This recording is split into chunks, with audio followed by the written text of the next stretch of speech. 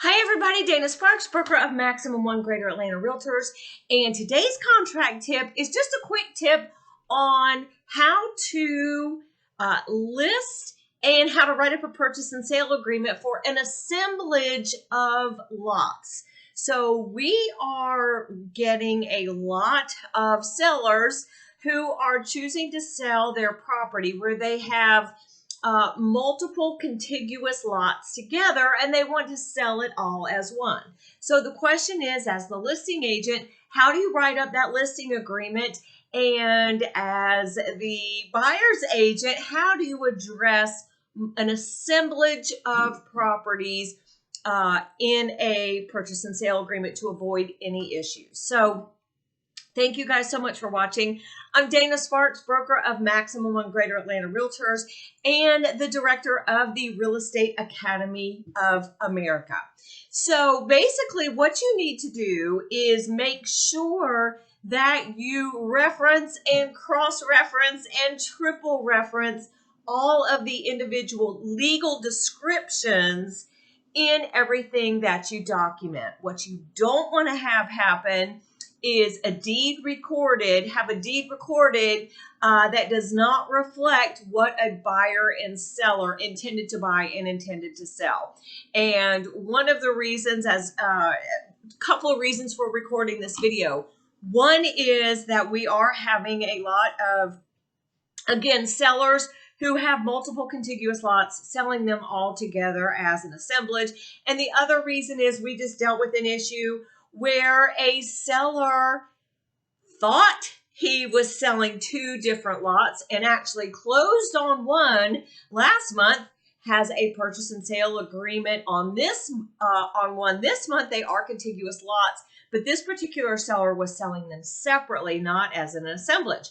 Well, lo and behold, the title company does the title search, and this second lot that the seller is now under contract with another buyer to purchase because the seller sold the first lot last month.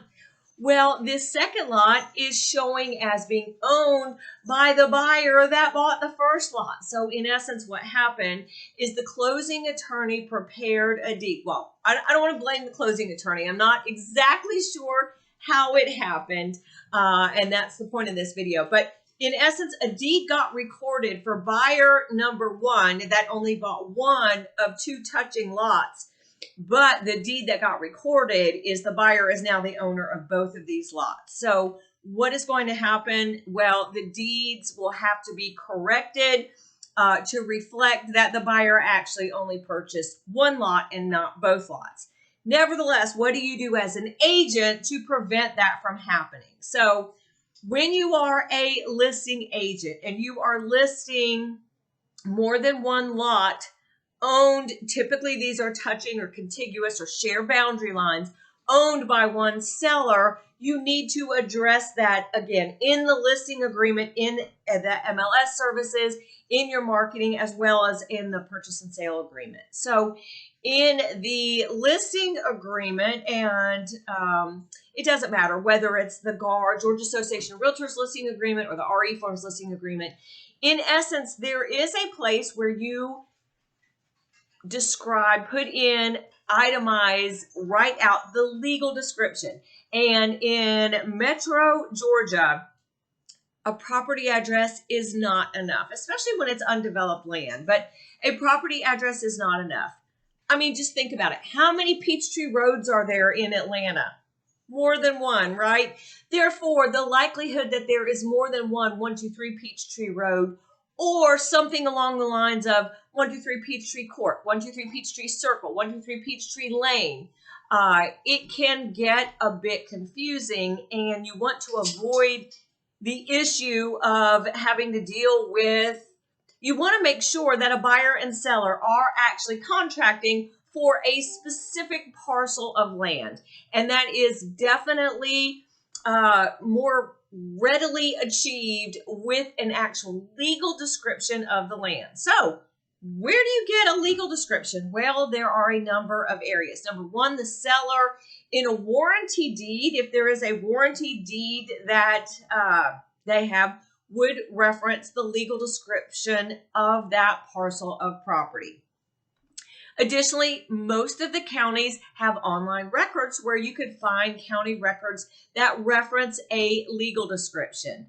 Additionally, you can go to gsccca.org. It stands for the Georgia Superior Clerk of Courts Co-op Association.org, and they have a website where they too have a record, an online record of not only warranty deeds. They've got warranty deeds, they've got security deeds, they've got liens, they've got all types of information. This is a subscription service that does require payment. At Maximum One, we do pay for that for our agents. If you're not a Maximum One agent, you either need to pay for that subscription on your own or check with your broker. Or you could go to a closing attorney and have them do the research, and typically they're going to go to gsccca.org. Now, sometimes there will have been a quitclaim deed that has been recorded, or a quitclaim deed that perhaps has been executed and not necessarily recorded. Sometimes some of these deeds, if a property was sold during the foreclosure area, a deed may have been executed but not recorded, or a title search did not go back a full 50-year title search. So there are lots of potential issues regarding that. But nevertheless, you want to get as accurate a legal description as possible. And if you have any questions about any of that, again, I highly suggest that you get with a closing attorney so they can check the title of the property and make sure of the disparate or the different or the discrete legal descriptions that go with the specific parcel of land. You could always get surveys too, and a survey that matches the legal description is absolutely going to help. But nevertheless, there is a place in the listing agreement as well as in your purchase and sale agreements where the parties do identify the legal description of the parcel of land that they are selling or intending to sell. So what do you do? And there's another part where you fill in land lot, district lot, section, GMD, Georgia Militia District, so forth and so on. If you don't have all of that information, I would be hesitant about including some of that information. By far, a copy of the warranty deed is the most accurate, and next accurate would probably be a reference to the warranty deed book and page.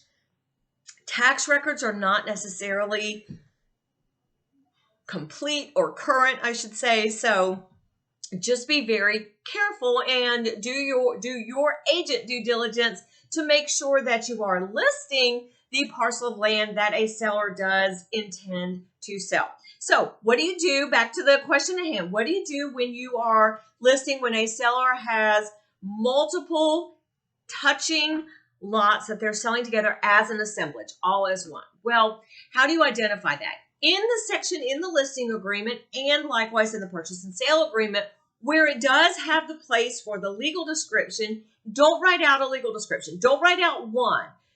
See special stipulations. Then you're going to add a special stipulation to the listing agreement as well as to a purchase and sale agreement where you identify all of the lots being sold simultaneously.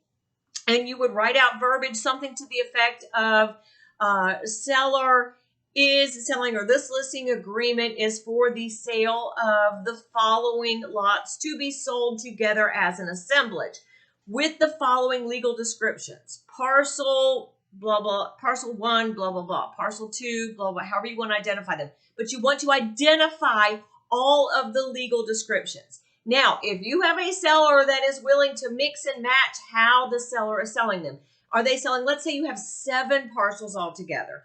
Is the seller selling all 7 together? Is the seller willing to sell 4 parcels and then 3 parcels? Is the seller willing to sell 7 parcels individually? You need to check with your broker, but typically you can have one master listing agreement that identifies all of these parcels, and then you as the agent will get with the seller. And again, in a special stipulation in that listing agreement, you're going to identify how the seller is willing to sell off those parcels. Is the seller only willing to sell off those parcels as one assemblage with all 7 included. If a buyer's not buying all 7, there's no deal, or dividing them up. That would be specifically identified in the listing agreement, how the seller is willing to divide those up, as well as potential list prices for those different divisions. Likewise, in a purchase and sale agreement, same thing. Under the legal description, see special stipulations. And in the special stipulations, you're going to identify what the buyer and seller are actually contracting for. Are they contracting? Is it one sale price that reflects an assemblage of various discrete parcels of land with the identifying legal descriptions? The issue is, if you put one legal description on the front page of a purchase and sale agreement and then identify all of them on the special stipulations, you need to be cautious that the closing attorney's office prepares the closing documents and the deeds for the entire assemblage, not just the one that is identified on the front page of the purchase and sale agreement. Additionally, in your MLS services, you definitely want to list them as an assemblage.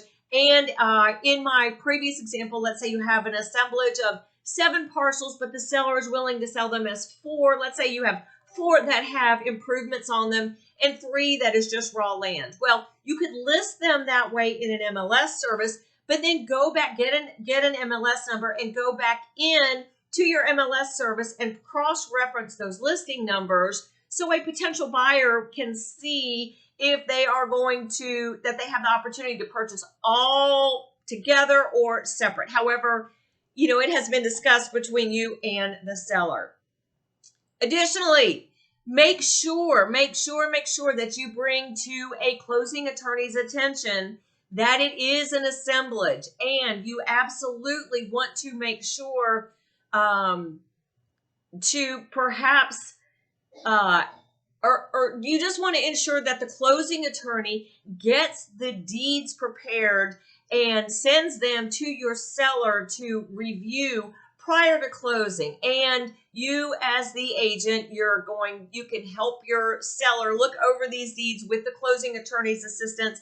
And you want to make sure that, again, what is being sold, the actual deeds prepared for the sale, for the purchase and sale for the new buyer, do reference all the legal descriptions. So what about if you have a property address? Well, at that point, get with your closing attorney regarding how this assemblage is now, what property address for mail, for U.S. mail, for a buyer, where they're going to receive that. That's a completely separate issue. And an address typically does have to do with receiving U.S. mail, and what post office services that address. But that is a bit different from a legal description when a buyer and seller are conveying property and what they actually get title to.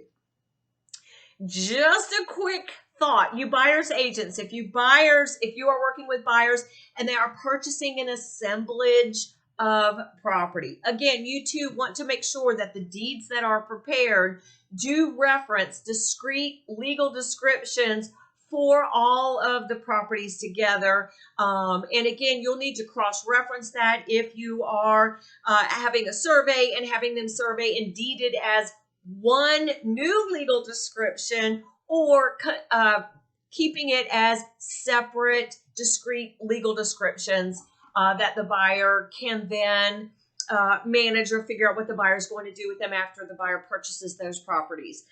Additionally, in this situation, in every situation here in Georgia especially, but in a situation where a buyer is purchasing an assemblage of discrete parcels together, I highly, highly encourage you to have a discussion with those buyers on getting title insurance, so that should there be any issues like the one I mentioned at the beginning of this video, that should be covered, hopefully, I would imagine, by title insurance. Just parenthetically, with that issue I discussed at the beginning of this video, the buyer does recognize that the buyer did only intend to purchase the one parcel and not both. There is no fight. There is no issue. It is just a matter of However, having deeds re-recorded and some time and some paperwork that has to be done. So hopefully this contract tip helped you out. Thank you so much for watching. Dana Sparks, Director of the Real Estate Academy of America and qualifying broker of Maximum One Greater Atlanta Realtors. Bye. If you like that video, check out the one here. If you like the content on this entire channel, please click here to subscribe. I try to take even the most complicated of real estate situations and make them crystal clear. See what I did there? Real estate made crystal clear. Thank you guys so much for watching.